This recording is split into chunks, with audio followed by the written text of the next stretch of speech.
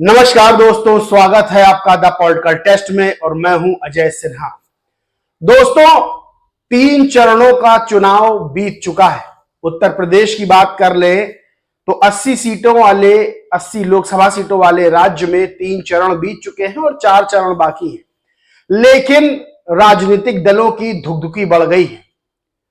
दरअसल बीजेपी और India alliance यानी समाजवादी पार्टी और कांग्रेस की दुगदुकी बढ़ा दी है बीएसपी सुप्रीमो मायावती ने, क्योंकि एक बात साफ हो चुकी है कि चरण दर चरण बीएसपी सुप्रीमो की ताकत और उनका समर्थक वर्ग और मजबूत होता जा रहा है। ऐसा दोस्तों क्यों है?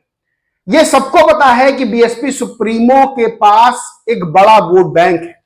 यानी अगर उत्तर प्रदेश में कैडर की राजनीति की बात करें तो बीएसपी सुप्रीमो मायावती नंबर 1 है। बड़ी बड़ी राजनीतिक दल जो है जिनके पास अपना 2-3%, वो ये नहीं कह सकती कि उनका 2-3% भी वोट बैंक है, तो वही बीएसपी सुप्रीमो मायावती का 20% के आसपास वोट बैंक ऐसा है जो उनके साथ रहता है। लोकसभा चुनाव की बात करें, क्योंकि कुछ लोग विधानसभा चुनाव के आंकड़ों को लोकसभा में मिलाने लगते हैं, लेकिन अगर लोकसभा चुनाव की बात करें तो आप इसका प्रत्यक्ष प्रमाण देख सकते हैं 2014 और 2019 के लोकसभा चुनाव, जब 19.5% के आसपास बीएसपी सुप्रीमो मायावती का वोट बैंक रहा। सीटों की बात हटा देते हैं, सिर्फ वोट बैंक की बात करते हैं, सिर्फ वोट प्रतिशत की बात करते हैं, क्योंकि दोस्तों राजनीति में बड़ा नेता वही आका जाता है जिसके साथ ज्यादा कैडर का वोट होता है, यानी वो वोट बैंक जो उस नेता के आसपास से टस से मस नहीं होता है। यानी स्थिति कैसी भी हो वो वोट बैंक जाएगा ही जाएगा। और ये बात सबको पता है कि बीएसपी सुप्रीमो मायावती के पास वो वोट बैंक है, वो कैडराइज वोट बैंक है जो टस से मस नहीं होता है, यानी उसके घटने की संभावना नहीं है, वो बढ़ता ही बढ़ता है। 2014 और 2019 के लोकसभा चुनाव में यह बात सामने आई थी, जब बीजेपी का वोट बैंक ऊपर नीचे हुआ, समाजवादी पार्टी का वोट बैंक ऊपर नीचे हुआ, कांग्रेस का वोट बैंक भी ऊपर नीचे हुआ, जो कि बहुत कम है। और बीएसपी की बात कर रहे हैं तो बीएसपी सुप्रीमो का वोट बैंक जो है वो लगभग वही रहा, मतलब 19.5% के आसपास। और राजनीतिक दलों को यह पता है, चाहे वो बीजेपी हो चाहे वो इंडिया अलायंस हो, ये सबको पता है कि केंद्र की सत्ता में बैठने के लिए 2024 में वो स्थितियां बन रही हैं जब बीएसपी सुप्रीमो मायावती का सपोर्ट लेना ही पड़ेगा। और सिर्फ उत्तर प्रदेश की बात अगर ना करें, अगर हम उत्तर प्रदेश के बाहर चले जाएं, पंजाब चले जाएं, हम पश्चिम बंगाल चले जाएं, हम दक्षिण भारत चले जाएं, जहां भी जाएंगे वहां पर बीएसपी का अपना वोट बैंक है। और ये बात सभी राजनीतिक दल अच्छे से समझते हैं। तो दोस्तों बीएसपी को मीडिया और सोशल मीडिया पर कम क्यों आंका जाता है? दरअसल दोस्तों बात यह है कि प्रचार की राजनीति आज सबसे बड़ा हथकंडा बन गई है। राजनीतिक दल प्रचार करते हैं, राजनीतिक दल अपनी बात बताते हैं, चाहे वो बीजेपी हो चाहे इंडिया अलायंस के दल हो, वो प्रचार ज्यादा से ज्यादा करते हैं मीडिया में, सोशल मीडिया पर। आप विज्ञापन भी तरह तरह के उनके देखते हैं, लेकिन इससे इतर बीएसपी अलग रहती है। बीएसपी ना कोई घोषणा पत्र जारी करती है और ना ही इस तरह के प्रचार करती है जो बीजेपी और इंडिया अलायंस के दल यानी कांग्रेस समाजवादी पार्टी करती है, क्योंकि बीएसपी बार बार यह बात कहती है कि वो कहने में कम करने में ज्यादा विश्वास करती है। अब दोस्तों लोगों का भला कैसे हो सकता है? क्या कोई ऐसा नेता जो आपको सब्जबाग दिखाए, आपको सपने दिखाए, आपसे बड़े बड़े वादे करे, वो आपकी नजर में अगर वो बहुत बड़ा नेता हो जाता है और जब चुनाव जीत के आता है और वो वादे पूरे नहीं करता है, तो आप उससे क्या शिकायत करेंगे?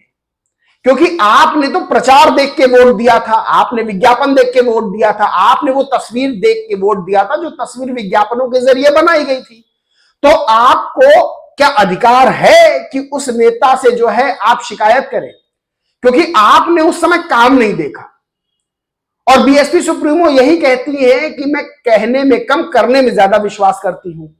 यानी जनता का भला कैसे होगा? जनता का भला क्या विज्ञापनों प्रचार के जरिए जो राजनीतिक दल बड़े बन रहे उनसे होगा, या वो राजनीतिक दल जिसने काम किया है और जो सिर्फ अपने काम बताता है कि हमने ये किया, हमको इस पर वोट दे? तो जनता का भला कौन सा राजनीतिक दल कर सकता है? क्या वो राजनीतिक दल कर सकता है जो प्रचार की राजनीति करता है, या वो राजनीतिक दल कर सकता है जो काम की राजनीति करता है? दोस्तों, ये डिसाइड करना जनता का काम है। वोट बैंक की बात कर ले तो बीएसपी सुप्रीमो मायावती के पास बड़ा वोट बैंक है, और यही वोट बैंक ऐसा है जिस पर अन्य राजनीतिक दलों की निगाह है। इसीलिए तमाम तरह के हथकंडे प्रचार के अपनाए जाते हैं। कोई बीएसपी को बी टीम बीजेपी की कहता है, कोई यह कहता है कि आकाश आनंद को इसलिए हटा दिया गया क्योंकि बीजेपी की तरफ से आदेश आया था, कोई यह कहता है कि दलितों को सबसे ज्यादा वही चाहते हैं, कोई यह कहता है कि संविधान खत्म कर दिया जाएगा। दोस्तों, तरह तरह की बातें हैं, और बातों का मूल मंत्र इतना है कि जो बहुजन वोट है, यानी जो दलित वोट है, बहुजन वोट है, उस पर सबकी गिद्ध जैसी निगाह लगी हुई है। और वो वोट बैंक जो है वो बीएसपी सुप्रीमो मायावती के साथ रहता ही रहता है, क्योंकि उस वोट बैंक को यह बात पता है कि बीएसपी सुप्रीमो मायावती ने जो काम कराए वो काम अन्य राजनीतिक दलों ने नहीं कराए हैं, बल्कि अन्य राजनीतिक दल ज्यादातर प्रचार और प्रसार करते हैं, बीएसपी सुप्रीमो वो नहीं करती है। दोस्तों, ये बात सही है कि सोशल मीडिया और मीडिया में अन्य राजनीतिक दलों की तस्वीर बीएसपी से बड़ी बनाई जाती है, क्योंकि उनको प्रचार मिलता है, प्रसार मिलता है। लेकिन अगर बीएसपी की बात कर ले तो बीएसपी को प्रचार और प्रसार में, विज्ञापन में नहीं दिखाया जाता, या बीएसपी खुद ही नहीं दिखती है। बात यह है कि क्या काम के आधार पर, क्या किसी न्यूज चैनल ने, किसी सोशल मीडिया चैनल ने काम के आधार पर सबका वर्गीकरण किया? क्या काम के आधार पर सबको आंका कि किसने क्या क्या काम कराए हैं? आपको जवाब मिलेगा नहीं, क्योंकि काम के आधार पर किसी को नहीं आंका गया। आप बीएसपी सुप्रीमो मायावती की सरकार उठा के देखिए, 5 साल की अखिलेश यादव की, 5 साल की योगी आदित्यनाथ की सरकार उठा के देखिए, तीनों को रखिए और तीनों के कामों को देखिए कि क्या काम करवाए गए। दोस्तों, बीएसपी सुप्रीमो मायावती जब सरकार थी तब तो सोशल मीडिया इतना था भी नहीं। 2012 के बाद से सोशल मीडिया ज्यादा बढ़ना शुरू हुआ और आज अपनी पीक पर है। यानी सोशल मीडिया के जरिए हथकंडे अपनाए जाते हैं इस तरह से कि एक राजनीतिक दल को बदनाम करो।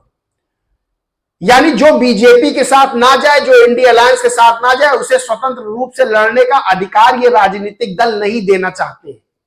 ये बताने की कोशिश करते हैं कि देखिए ये राजनीतिक दल मिला हुआ है, क्योंकि ये राजनीतिक दल किसी के साथ नहीं गया। दोस्तों, राजनीतिक दल वो मिला होता है जो किसी के साथ जाता है। अकेले लड़ने वाला क्या ही मिलेगा। और सबसे बड़ी बात यह है कि इंडिया अलायंस जो अपनी जीत का दावा करता है, वो दावा किस बिना पे करता है? वो कहता है हम मिलकर लड़ रहे हैं, तो पश्चिम बंगाल में इंडिया अलायंस कहां है? यानी बहरामपुर की जो सीट पर कांग्रेस के प्रदेश अध्यक्ष अधीर रंजन चौधरी चुनाव लड़ रहे हैं, वहां पर ममता बनर्जी ने टीएमसी से यूसुफ पठान को टिकट दिया, और कांग्रेस वहां प्रचार कर रही है टीएमसी के खिलाफ, टीएमसी प्रचार कर रही है कांग्रेस के खिलाफ। तो सबसे बड़ी बात दोस्तों यही है कि इंडिया अलायंस जो खुद को एकता की बात करता है खुद के, वो है कहां? यानी खुद वो ठीक से बीजेपी से लड़ नहीं पा रहा है, और कोई राजनीतिक दल जिसका कैडराइज वोट बैंक है, जिसको पता है कि लोग ये बात जानते हैं कि अगर काम के आधार पर वोट पड़ेगा तो वो नंबर 1 बनेगा, तो उस नंबर 1 पार्टी यानी बीएसपी सुप्रीमो मायावती को बैक करने की कोशिश की जा रही है। और ये बात बहुत क्लियर है, समझने वाले ये बात बहुत अच्छे से समझते हैं।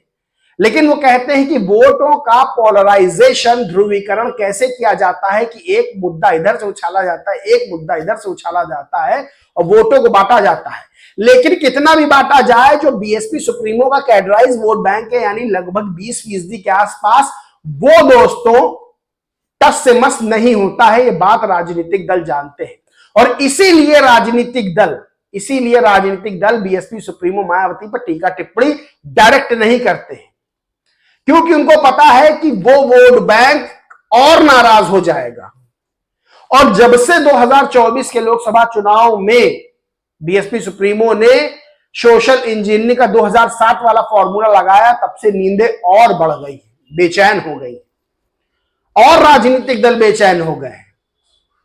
क्योंकि उनको यह लग रहा है कि इनके पास 19.5% के आसपास वोट बैंक ही है और जो अन्य दल है, चाहे वो ब्राह्मणों को टिकट देना हो, चाहे वो मुस्लिमों को टिकट देना हो, ये बात तय है कि और वोट बैंक जुड़ेगा तो ये वोट बैंक बढ़ेगा। और जब बढ़ेगा दोस्तों 2 से 3% भी वोट बैंक अगर ऊपर नीचे हो जाता है, वोट प्रतिशत हो जाता है, तो सरकारें बदल जाती हैं।